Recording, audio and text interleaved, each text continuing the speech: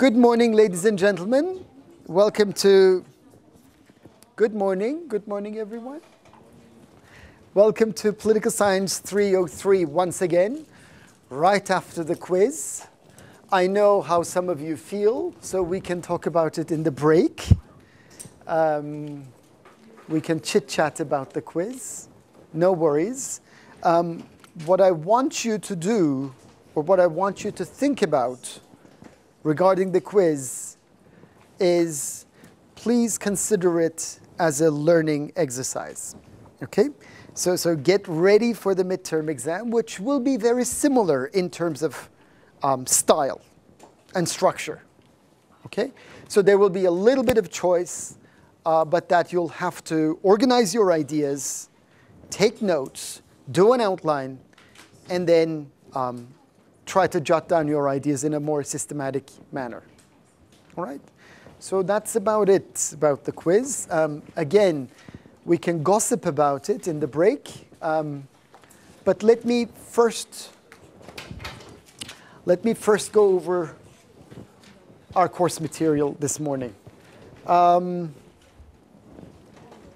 have a few latecomers, so we can settle down and then we'll continue. Okay, where were we? I know you won't remember much of it because of the amnesia related to the quiz, but we've done British state and historical perspective, state tradition, critical junctures in history, then political economy of economic and social policies, you know, the consensus era, well, collectivist era, consensus era, then post-1970s, conservative revolution and all that. Governance and policy making, we've looked at the executive. What does the cabinet do? What does it look like? Also the Westminster model. Okay, so the typical Westminster model, the principles of this very specific type of parliamentary democracy. Okay. Then we did do an introduction to representation and participation. We, I think, started off with the legislature. I just want to, do a recap of the legislature. I felt I rushed it a little bit. Okay, so let me go back to where I was when I was discussing the Parliament. Sorry about this. This takes a while. Okay. The British Parliament is composed of two houses. Therefore, it's what kind of a bicameral system, okay? Bicameral legislature. All right, which is generally found in consensus or majoritarian systems. Bicameral, yes, you're right. In the consensus systems, you're right. But that consensus system, or is it the consensus system or the majoritarian model of democracy that exists more empirically prevalent worldwide? Which one of these? Is it the consensus system, or is it the majoritarian system, which is more prevalent, which is the dominant model in the world? Consensus. Okay, that's good to remember. Very good. Okay, in this system, we've got a bicameral legislature. We've got the upper house, the House of Lords, and we've got the lower house.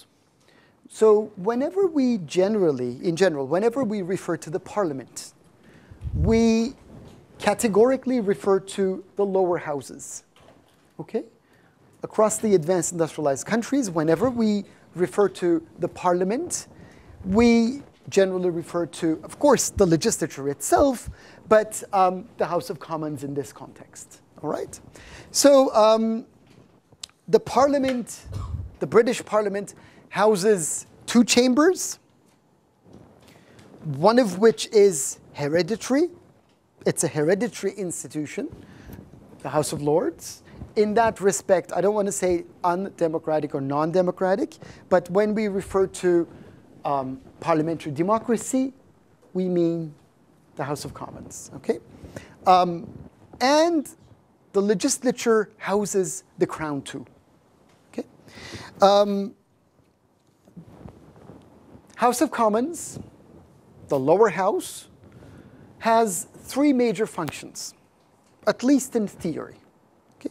It passes laws, it authorizes taxation. Remember the motto, no taxation without representation. From the 17th century onwards, taxation is one of the most important functions of what the parliament does, right? And it also reviews public administration and also government policy, okay? The real functions, however, in time have been changing in the sense that its legislative function is being overshadowed with the executives, with the cabinets overpowering the legislature.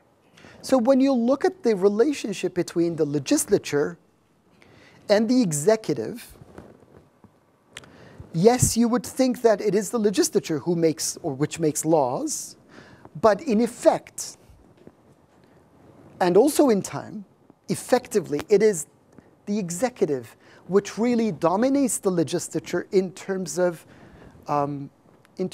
setting the legislative agenda. The parliament does not generally take initiative and makes laws. But what happens is, it is the governments that work with the parliament, and in time we see the domination of the parliament by the executive. Okay? So the real function, when you look at the real function of the House of Commons in this context, it's basically giving assent to what the government wishes to do, because of the strengthening of the executive in time. When I refer to strengthening of the executive, I also refer to two separate, but also analytically separate, but in a way intricately related trends.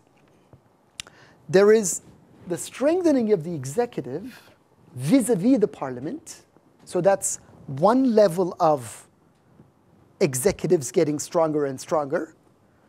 And secondly, we see the emergence of core executives composed of the Prime Minister's office, Chancellor of the Exchequer, the Foreign Minister, or Minister of Foreign Affairs, and the Home Minister, Minister of Home Affairs, Ministry for Home Affairs.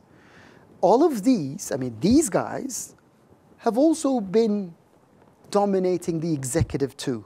They've also been dominating the cabinet too. So there is some kind of a dual process of strengthening of the executive. Once again, the executive is increasingly dominating the legislature, so the balance of power shifts increasingly in favor of the executive. And secondly, the balance of power within the cabinet, it gravitates towards the Prime Minister and a few ministers and their private advisors. Okay? So, and this also means that given the fact that in the majority of governments, I mean, an overwhelming majority of governments, we do not see coalitions. We see Labour Party or Conservative Party alternating since 1945, except for the last, except for 2010 elections, or the parliament that was formed after 2010 election. We see a single party composing or comprising of the executive, and therefore ruling in a way or reigning over the parliament. Think of it like this. If a party gets, think of this as the legislature, if a party gets a vote of confidence, here is the cabinet. If the cabinet,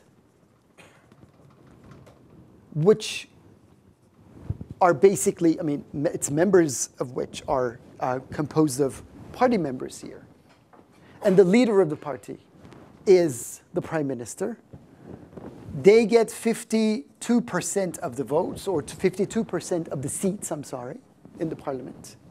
So the vote of confidence is guaranteed.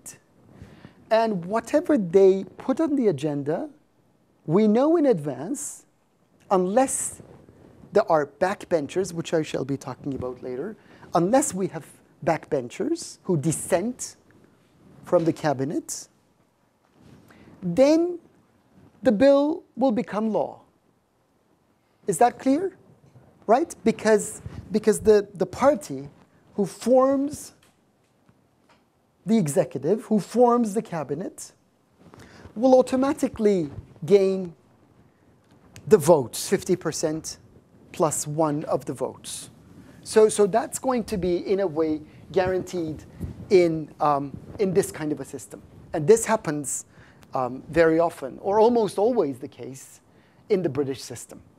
Clear? So this is one way in which, in the parliamentary system, we witness domination of the parliament by the executive. So when you look at the relationship between the executive and the legislature, it's not a balanced relationship. And this imbalance is increasing over time. Contrast that with consensus systems or consociational systems, in which there are multiple parties forming a coalition, some of which may dissent, may object to what the cabinet wishes to do. All right? So that's a very important contrast between consensus systems and majoritarian systems. Clear? Okay. The upper house, which is, by the way, the House of Commons is composed of around 650 seats, members. The House of Lords is about 740, 750 members. And they are unelected members. They are hereditary peers. The dukes, the earls, the marquis, and also barons and others. There are law lords who have been there as members of the House of Lords.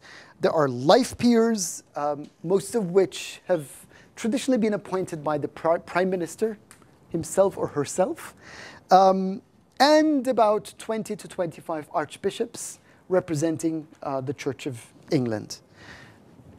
The House of Lords, interestingly, serves as a final court of appeal when it comes to civil cases and also when it comes to criminal cases. It is in this sense, there is a kind of fusion of powers in the legislature.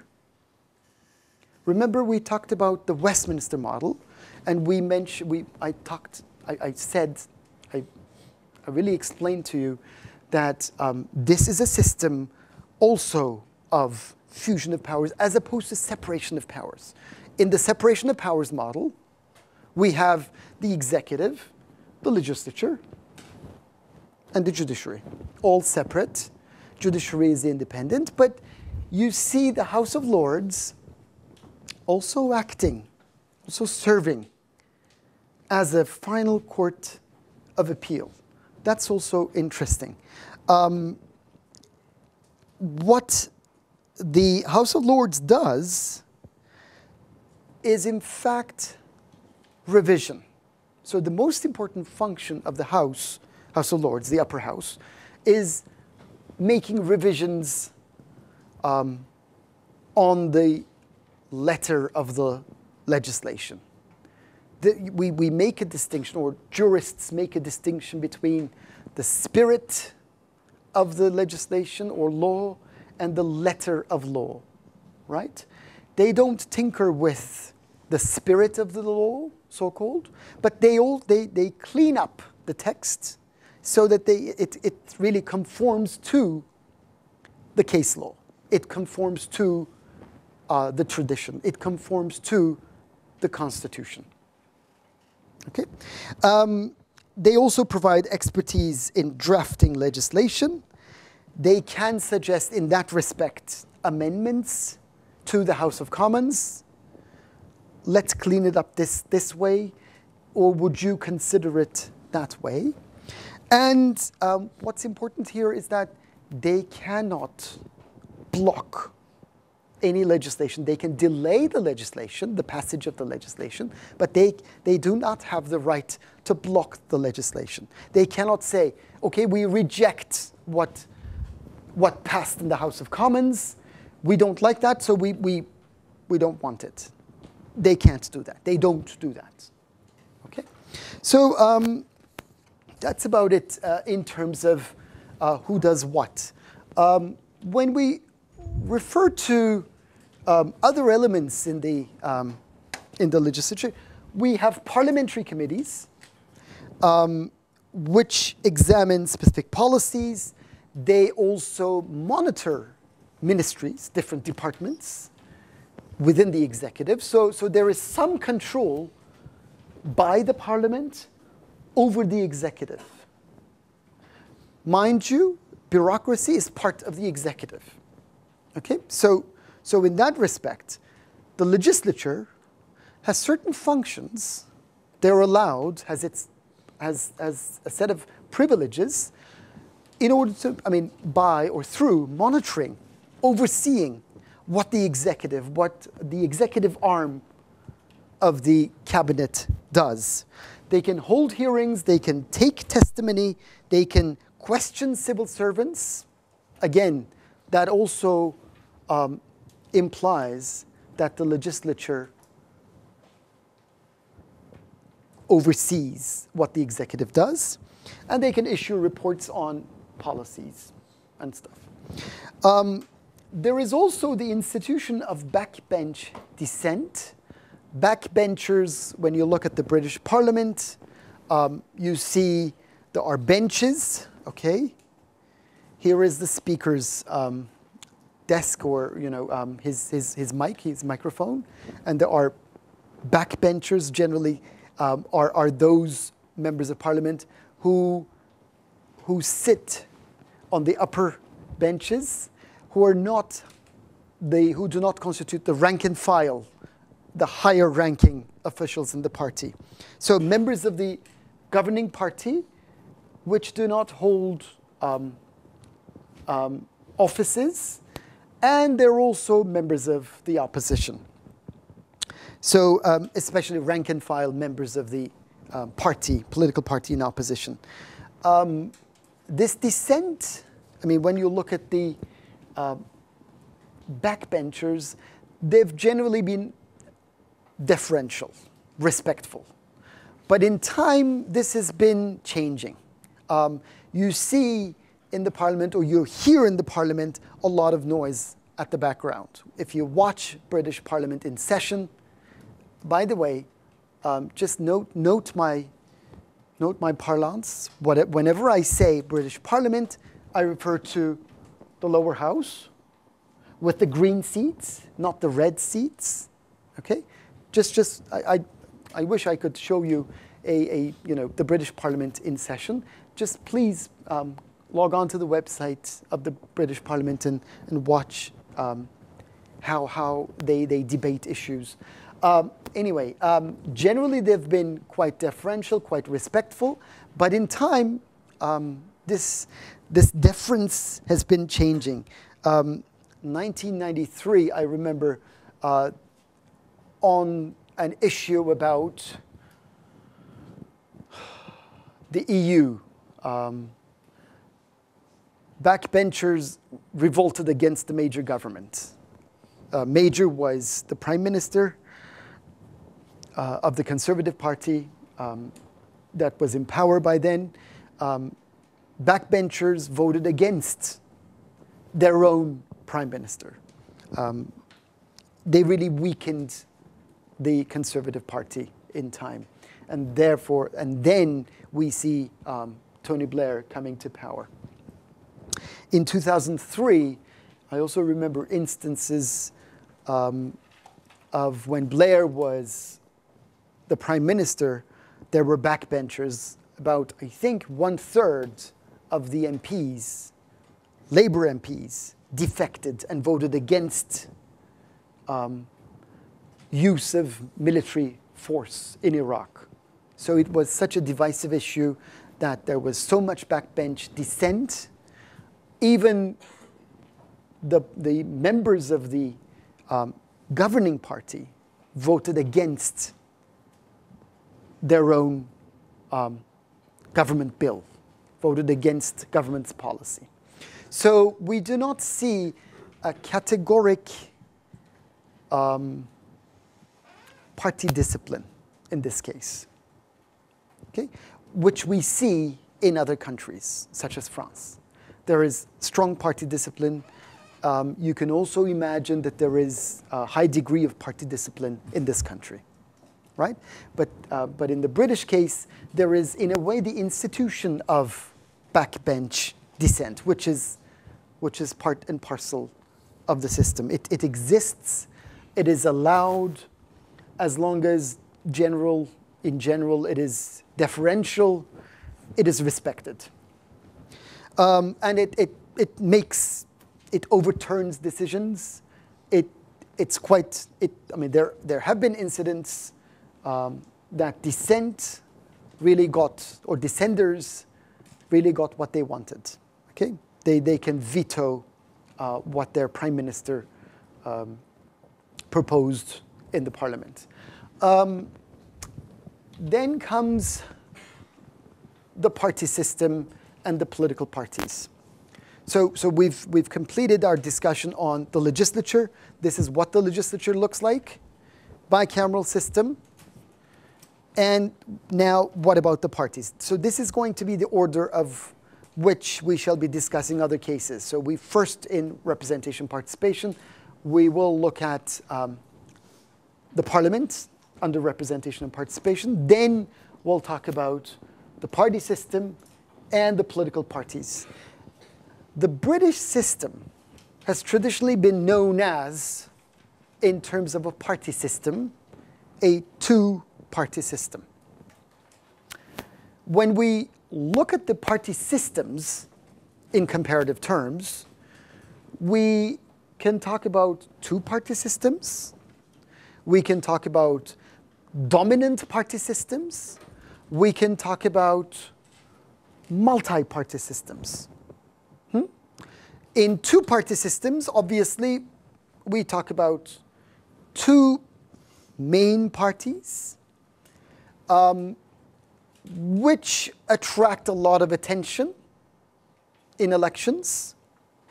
They get generally more than 30% each, generally. And these two parties generally make up most of the seats in the parliament. In a predominant or a dominant party system in advanced industrialized countries, we see a party emerging to have won more than 50% of the seats, and there may be other parties in the system. In a multi-party system, we have many parties. There is almost always alternation. So no one really holds power all the time. And the seats are divided, and therefore power, legislative power, is divided, is dispersed. The British system, the British party system, has always been known traditionally as a two-party system. This is what we know about Britain in general, but things have been changing. Okay? Although the system is generally or traditionally referred to as a two-party system, there have been some changes. Yes, when you look at the earlier periods, post-World War II period, there have been Labour governments and Conservative governments. It sounds like there is alternation all the time. But from the mid-1970s, but especially 1980s onwards, we have other parties towards the center increasing their influence. So there's some kind of a concentration at the center, or towards the center. And since the 2000s, we see the emergence of a third party, the Liberal Democratic Party, who wins consecutively high number of seats, so that the system becomes more like a 2.5 party system. So we have two main parties, two major parties, and we have a smaller party on the side. Okay? So that's why it's called a 2.5 party system. Yes, this case is generally referred to, or traditionally referred to, as a two-party system, but it is changing. So please note this change. From 2010 onwards, we have a coalition of the Liberal Democrats, the smaller party, and one of the large parties, Conservatives, forming a government, which was the first coalition as such since 1945, which is also important to remember. But until then, we see one party dominating the parliament, and then alternating the other party coming to power. And this was there was alternation between Conservatives and Labour parties. Labour Party.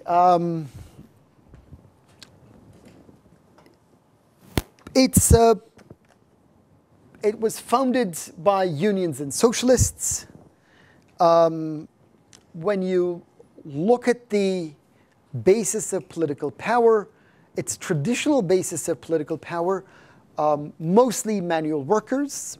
When you look at the post-World War II era, in general, you would be 3 times likely to vote Labour had you been a worker, had you been part of the working class.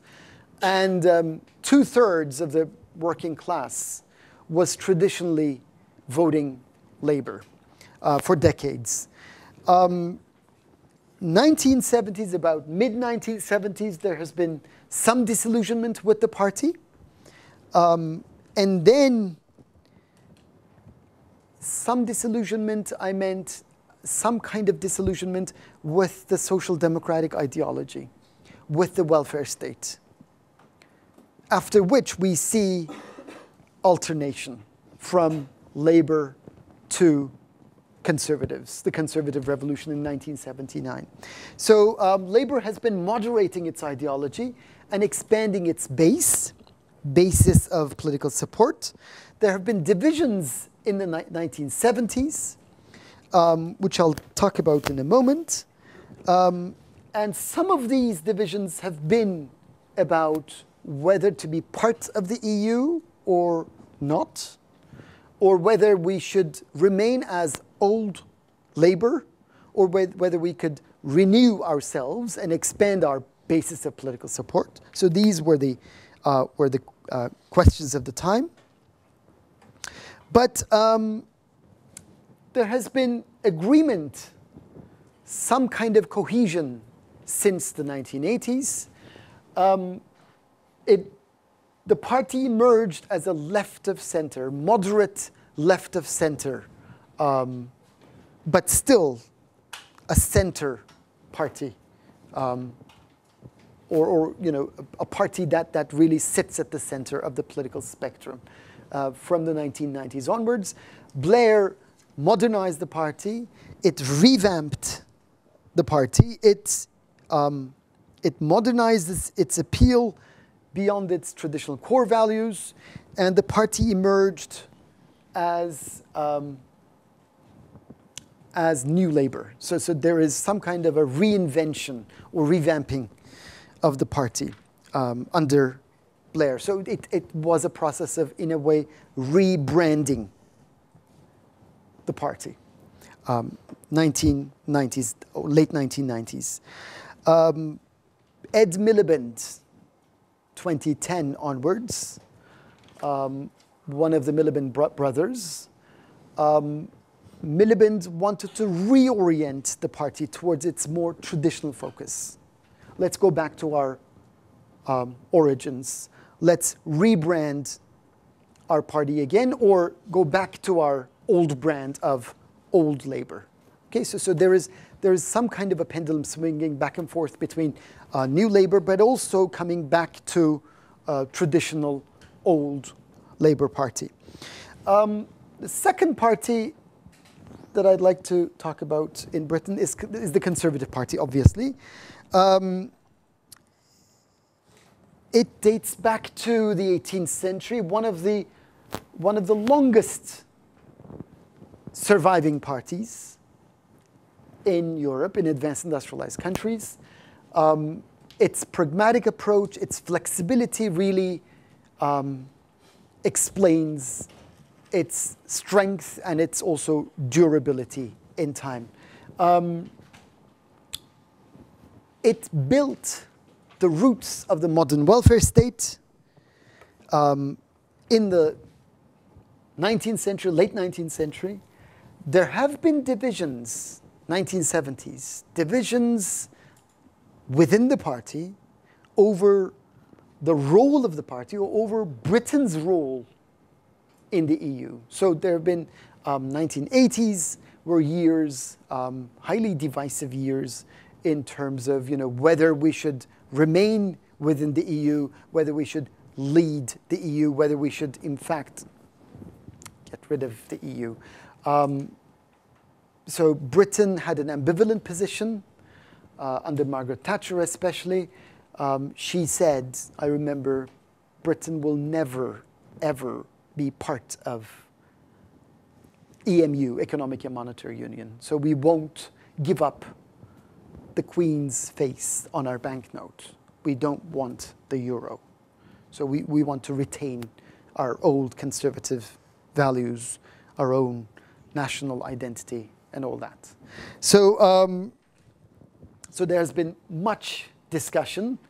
Cameron, when he became the party's chief, tried to moderate the party, tried to expand its basis of political support, revamped the party to include not only its traditional core, but also new parts or other parts of the electorate. Yes, its values have also been changing. Security is very important in the eyes of Cameron and others, but at the same time, poverty became an issue, okay, which you would think that it would be part and parcel of a traditional Labour stronghold agenda. And also climate change, surprisingly. Cameron has also been advocating policies mitigating climate change. So these are, as you can see, these are policies in which the Conservative Party, the traditional Conservative Party, is changing. It wishes to expand its basis of political support. It wishes to target a group at the center of the political spectrum. Okay? With the changing societies, changing political parties. So there has been a groping towards the center in both political parties. Then comes the Liberal Democrats, which have been challenging Labour and Conservative governments through the 1970s. Liberals and Social Democrats came together. Liberals had been there since the 1970s. It was the only contender. Faction out of Labour Party, joined the Liberals, and they formed the Liberal Democrats Democratic Party in 1987.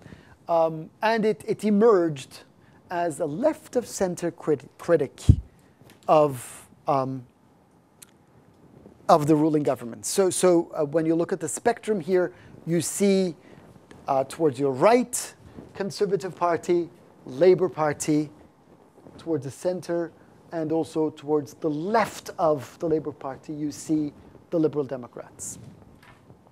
Then we see a very interesting phenomenon, United Kingdom Independence Party, which run at the EP elections, European parliamentary elections.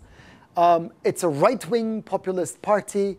It does have an anti-immigrant rhetoric. It proposes corporate as well as inheritance tax cuts. Obviously, independence meant highly Eurosceptic, skeptical about or of the European Union, came on top within Britain in the 2014 EP elections.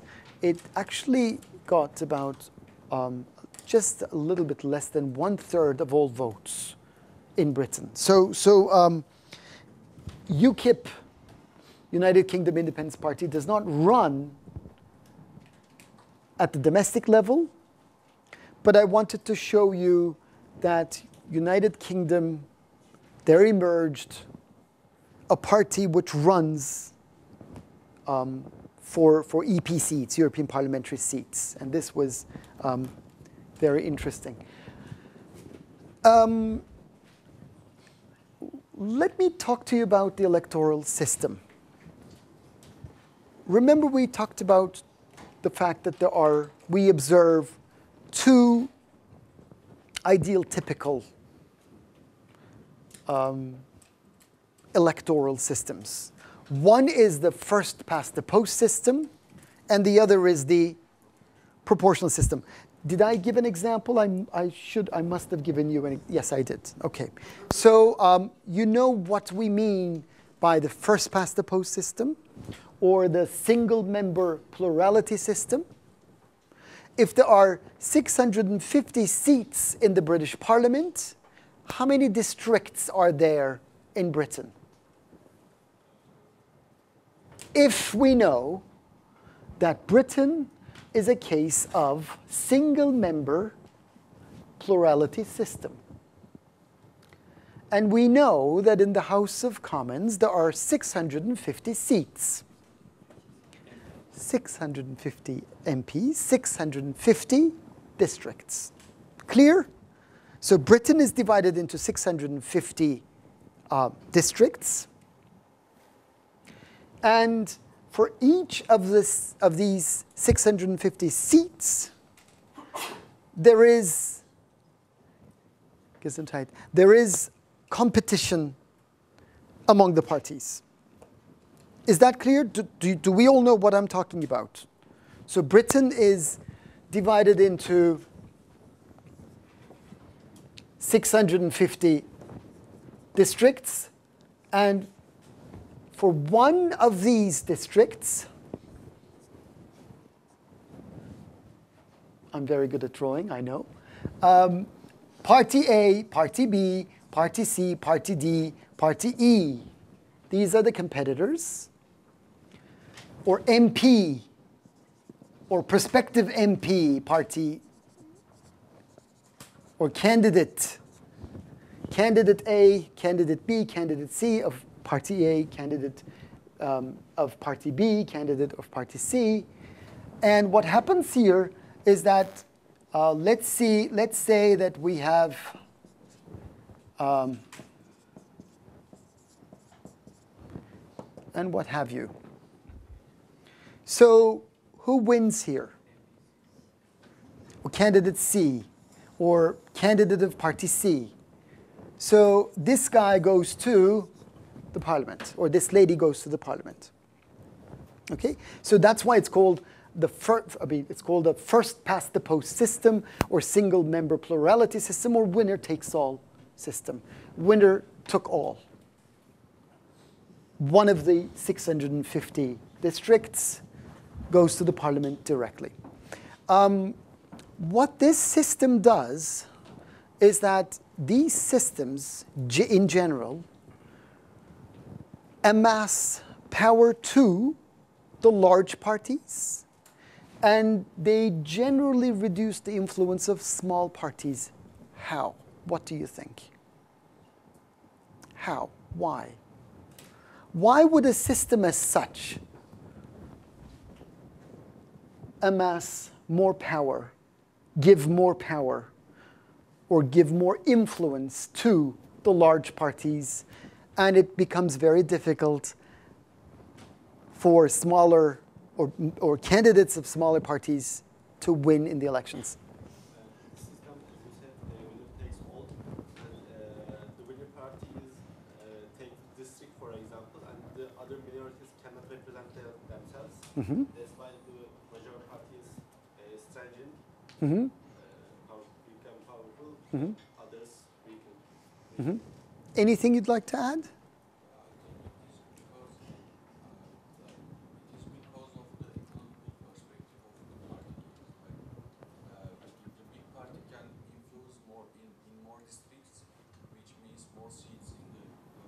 That's also important. If you're a big party, you're more wealthy. That means your wealth would translate into power, especially in this kind of a system. Right, Bilkent?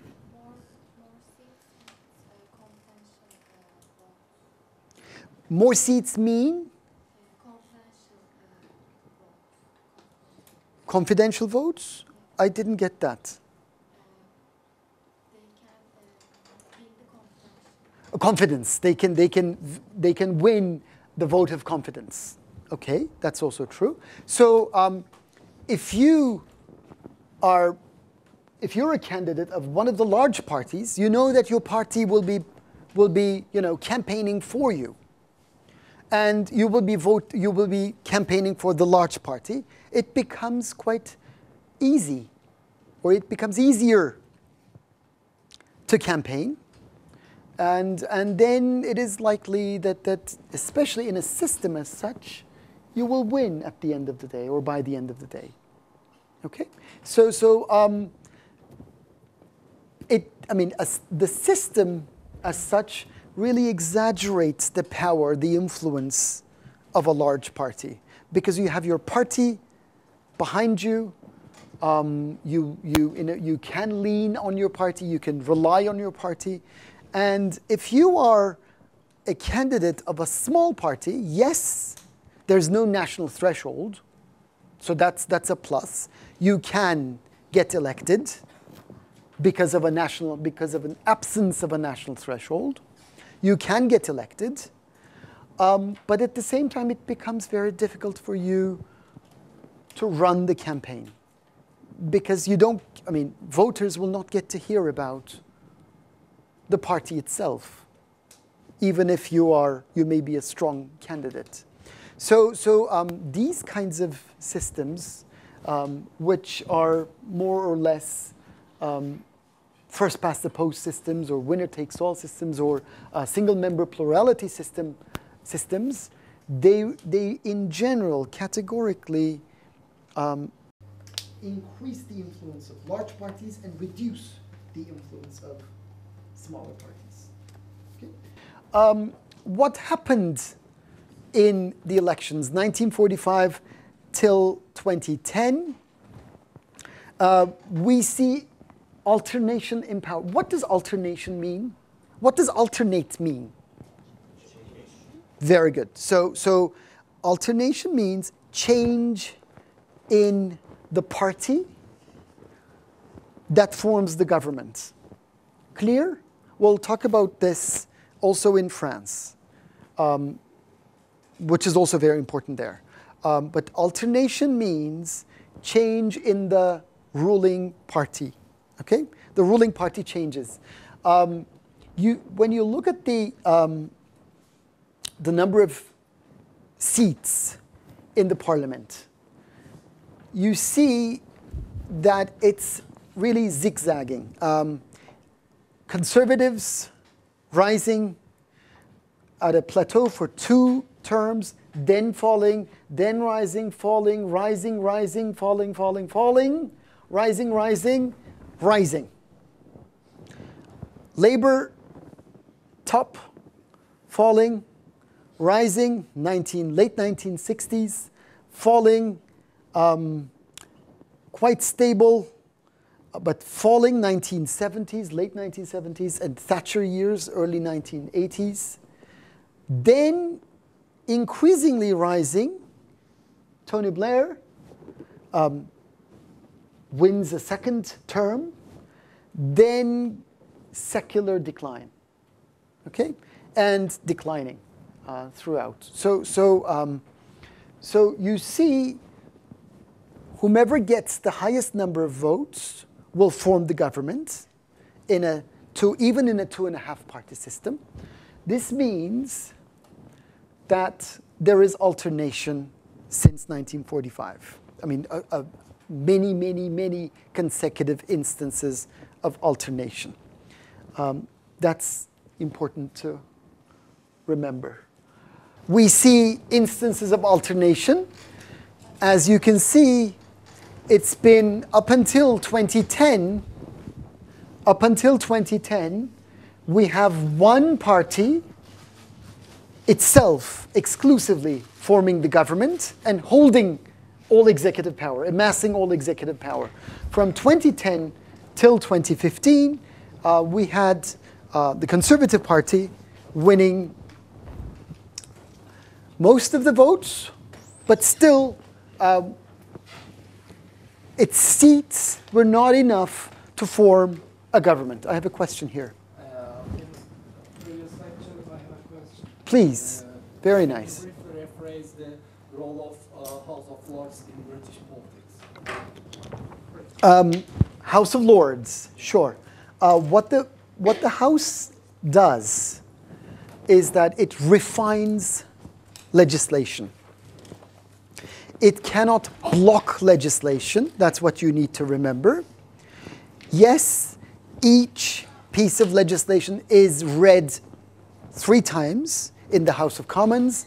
It's also read 3 times in the House of Lords. But what the House of Lords do is that it cleans up the letter of the legislation. It doesn't tinker with the spirit of the legislation. It refines the legislation, puts it into standard language. Okay? Yes, it cannot block legislation, as I said, but what it can do is to delay the legislation. Okay? Its amendments are generally minimal. It can advise against sometimes parts of the articles, and may tell the House of Commons to revise and resubmit. Okay? So revise and pass, and then we'll clean it up, and then we'll pass it as is. Okay? So it's mostly a revision role, cannot block legislation, can delay legislation. This doesn't happen very often. Any other questions? Okay. Anything about the electoral system? Do we all understand what it means winner takes all versus proportional? If this had been a proportional representation system instead of a winner takes all system, and if there would be 3 seats to be filled for this district, these guys, this district will be sending 3 MPs to fill these 3 seats in the parliament. Who would they be? A, B, C. But because we have single-member plurality system, we have the winner-takes-all system or outcome. So we have the 21% candidate, or the candidate who gets the highest number of votes will be going to the parliament. Okay, electoral outcomes. May 2010 elections, which was a shock to the system. It resulted in what's called a hung parliament. The Conservative Party obtained 306 seats, but it wasn't enough to form the government, because 650 divided by 2, 325 plus 1 for absolute majority to win confidence. 326 seats are needed, falls short of 326 seats, simple majority that is. We've got Labour almost 260 seats, and Lib Dems 57 seats. Interestingly, we had the rightmost and the leftmost in the political spectrum of parties forming a coalition, which makes up or made up 363 seats, which passed the threshold of 326. So the leftmost and the rightmost in the political spectrum of these two parties, I mean big parties, formed a coalition. The most recent election in 2015, Conservatives had 330 seats under Cameron, Labour 230 something. Scottish National Party emerges as more than 50 seats, almost 60 seats. Liberal Democrats plunged to 8 seats. So 326 seats needed for majority, 330 seats obtained by the Conservatives. Therefore, Cameron formed the government. He had promised a referendum, and the referendum resulted in a nay, in a no. Then he felt obliged to resign, and we have a new prime minister, whose name is Theresa May. Okay.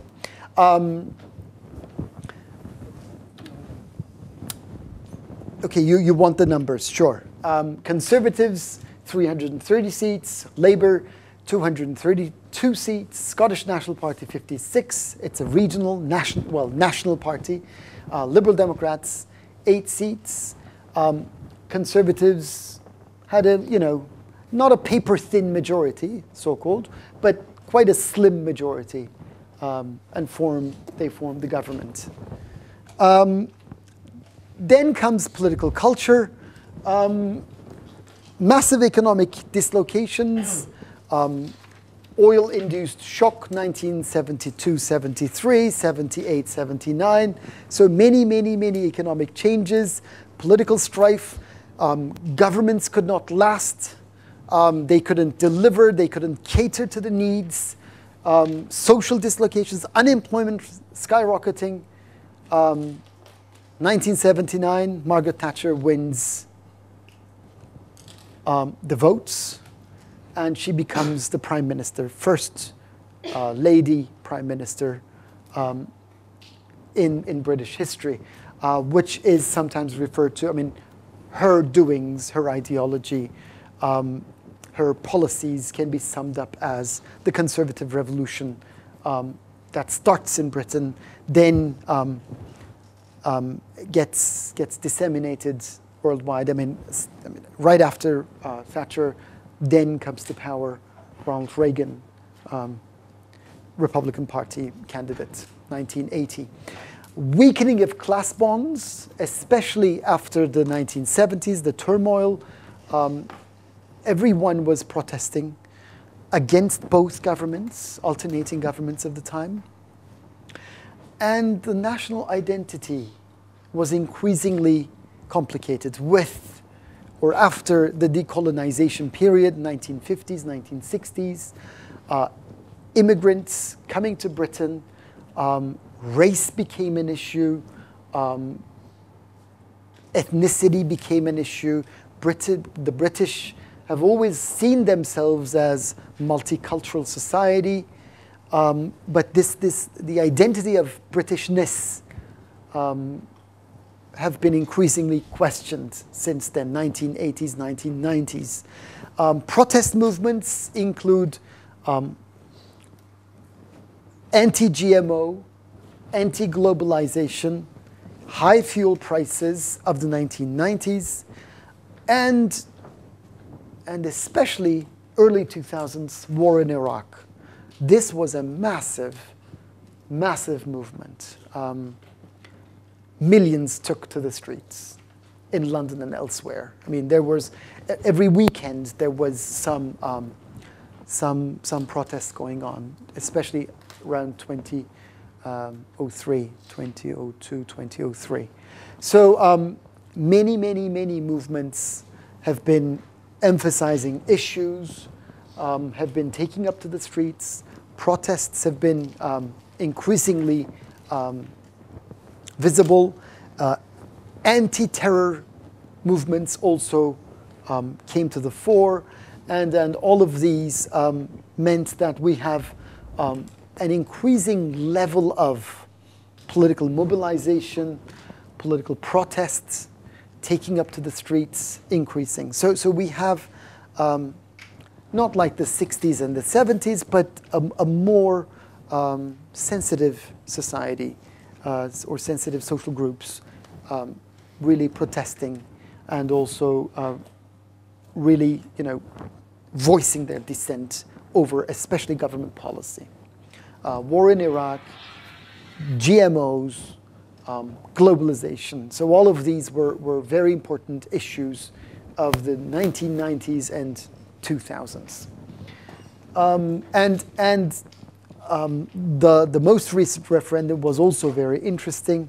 Brexit before and after the vote. So for the in-class assignment, ladies and gentlemen, I'd like you to see a TED Talk, which will be announced soon. And next week, you will be writing the in-class assignment. Let me briefly summarize how we do the in-class assignments. We will give you 3 in-class assignments in total. You have the option of taking 2 of these. In fact, you cannot write 3 of them. Okay, so you'll be writing 2 of these. That's the nice thing. That's an upside of the in-class assignments. But there's a downside to it too. If you don't take the first one, but fall sick and cannot write the second, you will have missed the opportunity of a makeup because we do not give, there's no possibility of makeups for the in-class assignments. Okay, so if I were you, I would, I would try to make sure that I take that 5% credit into my pocket. So how we do it, we generally ask you to watch a documentary or a TED Talk or read something about contemporary politics. And then we'll ask you a discussion question in class, and you'll be writing your ideas, your insights, and what you've learned, what makes you think, or what really those things made you think, and discuss those in about 3 to 4 paragraphs. Okay, so one side of an A4 paper, and in terms of your prep, you can bring in an A4 sheet. You can take notes on it. You cannot plagiarize. You cannot copy from your friends.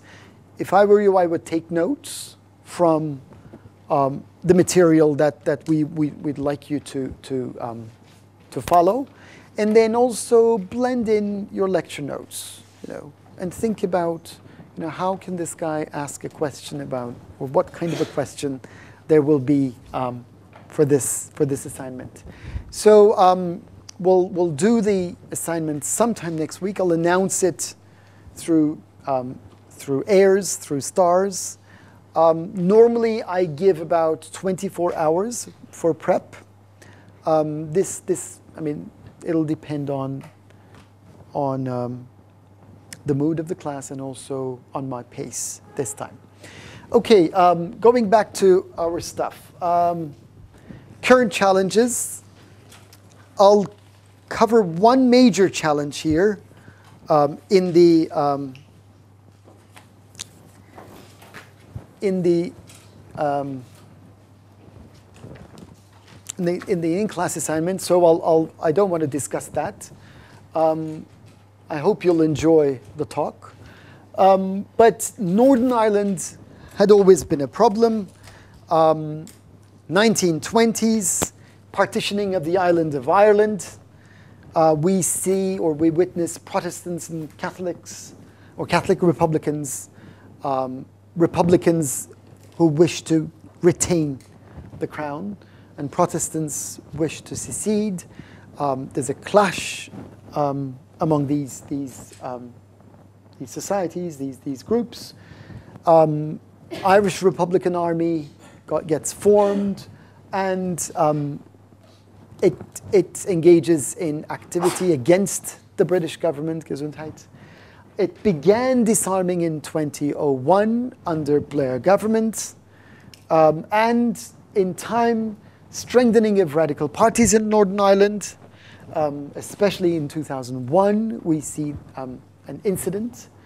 But in 2007, there was a power sharing agreement between the UK government, the British government, and the Northern Ireland Parliament. So, so there is some devolution of power away from the central government towards Northern Ireland in particular. Independent Scotland wished to obtain increasingly, they increasingly wished to obtain powers, especially legislative functions. But in the referendum, there was, 55% of the voters said no. So they remain within the UK. So we don't have an independent Scotland by the end of the day. Constitutional reform had been on the agenda since the late 1990s, especially early 2000s. What to do with the House of Lords, what to do with the Crown, the role of monarchy and hereditary institutions, and also devolution, decentralization, power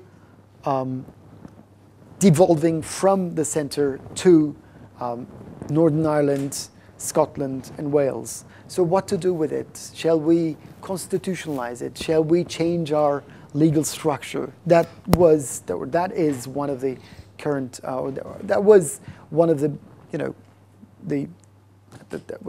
one of the issues that made it to the top of the agenda in the 2000s, especially limits of multiculturalism, the bomb attacks, 7/7, July 2007. Minorities, parliamentary representation has always been weak, restrictive immigration law, increased scrutiny of Muslims. This led Britons to question their identity. We had the idea of British multiculturalism. Is it a myth?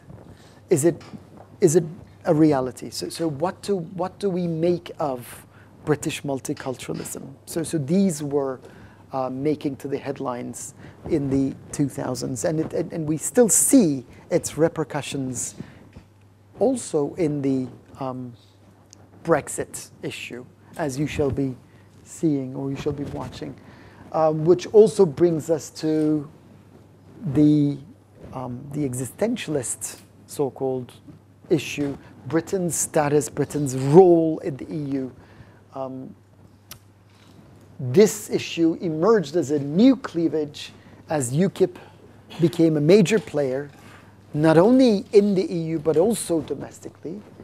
And this process led to the Brexit vote.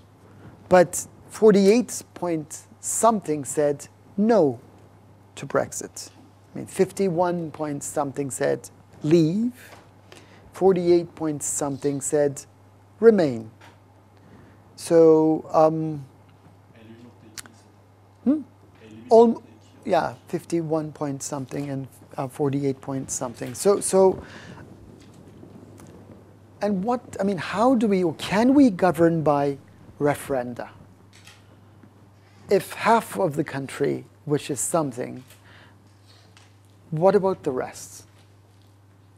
So that becomes an issue in understanding not only contemporary British politics, but also democracy as majoritarianism. Remember we talked about Leiphardt's models, majoritarian versus consensus or consociational forms or models of democracy? Can we rule, or do we rule by majoritarianism? And is that necessarily democratic? Or do we understand democracy as majoritarianism, as was the case in the Brexit vote? Is that democracy? So these are the questions that make it to the top agenda in the most recent period. This concludes my discussion on the case study on Britain. Mind you, whenever we discuss a case like Britain, as we shall be doing the case of France, I really want you to think about other cases and compare these cases across different countries, different sectors, different types of policymaking, different organization of state, different representation and participation modes. So whenever you're working on this case, keep all those at the back of your mind and try to compare as much as you can. Any questions? Could you repeat the last sentence? What I want you to do by the end or throughout this course is that you compare what you learn from this case with what you will be learning or what you have learned for other cases. So keep what democracy means, what are the forms and models of democracy at the back of your mind. And this kind of electoral system produces what kind of outcomes? What other types of electoral systems would produce what kind of outcomes? Okay? What does this mean for inequality? What does this mean for power sharing? Not only in Britain, but also for other countries. So that's what I want to do in this course, so that you you educate yourself, or we educate ourselves. We can compare our societies with other societies and arrive at intelligent and discriminating judgments about the world around us. Okay, I'll see you next week because the Friday's lecture is cancelled because of Cumhuriyet, the Republic holiday. Thank you very much. See you next time.